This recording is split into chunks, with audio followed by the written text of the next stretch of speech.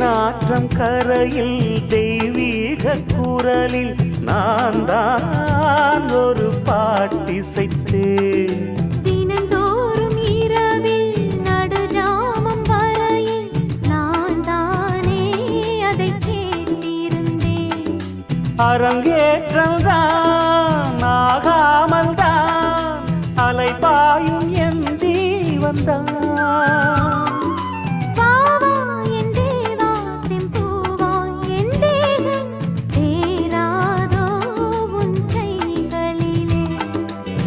குருவாயூரப்போ குருவாயூரப்பா, நான் கொண்ட காதலுக்கு நீதானே சாட்சி.